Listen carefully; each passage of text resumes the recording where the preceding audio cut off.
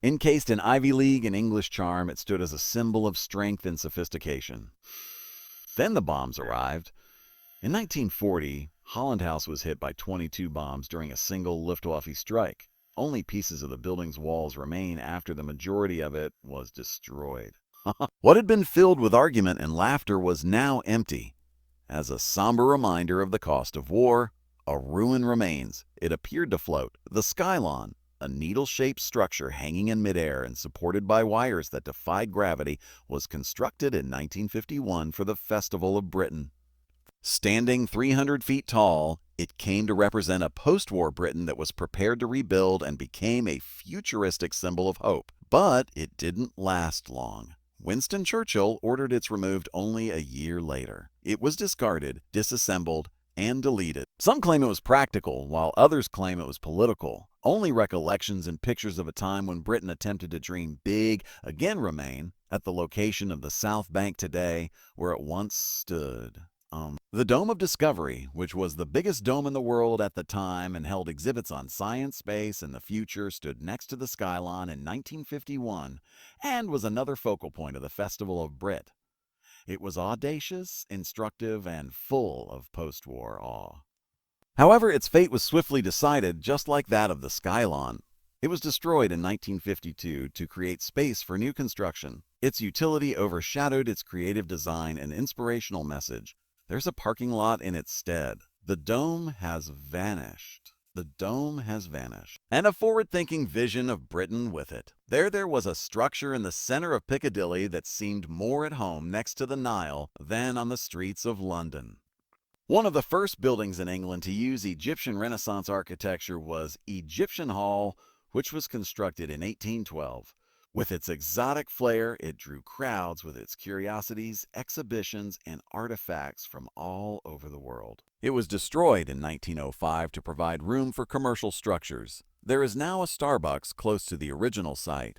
The change from Temple of Mystery to Temple of Caffeine reveals a lot about the city's changing preferences and what it is prepared to give up for advancement. The Crystal Palace, a cathedral of glass and iron that showcased industry, art, and ingenuity, was a wonder of its day when it was first constructed for the Great Exhibition in 1851.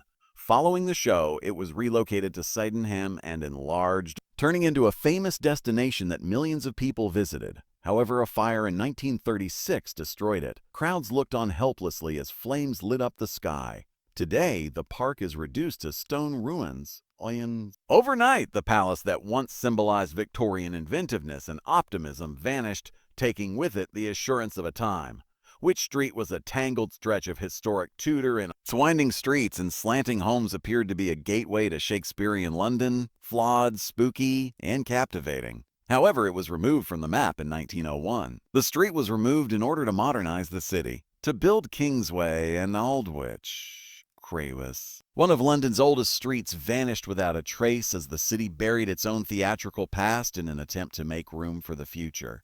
The ambience, the character, and the soul of a section of London that did not suit the contemporary layout were lost along with the buildings. Thousands of people now stroll those new pathways without realizing they are walking on buried history, where ghost stories and playwrights formerly roamed, throbbed through its walls. From its beginnings as a movie theater in the 1920s to its development into a famed concert venue, the London Astoria has played host to live acts ranging from Radiohead to the Rolling Stones. A mainstay of the capital's music scene, it was tumultuous, electrifying, and intimate. It was destroyed in 2009 to create space for the Crossrail project. A palace of sound was replaced with a section of subterranean rail. The music didn't simply end for many fans. It was muffled, and the music that took its place couldn't reverberate with nostalgia in the same way. Have you ever passed a location and pondered what was formerly there? The Mappin and Webb Building, a magnificent neo-Gothic wonder, was previously located at the intersection of Poultry and Queen Victoria Street.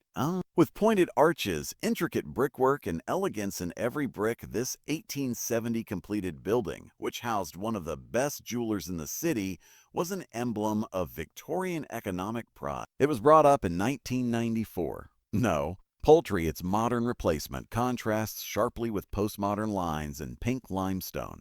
Sharp geometry replaced the intricate charm of the ancient edifice. And perfect illustration of London's never-ending cycle of reinventing itself at the expense of memory. While some people think the new building is brave, others are still sad about what was lost. Concrete is difficult to substitute for character, and forgetting it is even more difficult. Cities change, streets shift, and occasionally entire landmarks disappear silently, not due to natural disasters, but rather to time, development, or indifference. Through echoes, shadows, and untold tales, London is a city that remembers. The Astoria, Skylon, and Crystal Palace are all no longer there, but they live on in the memories of people who knew them and in the photographs that never go out of style. Subscribe to this channel if you think history merits more than a footnote, because there is a tale waiting to be told behind every destroyed wall and disappeared dome.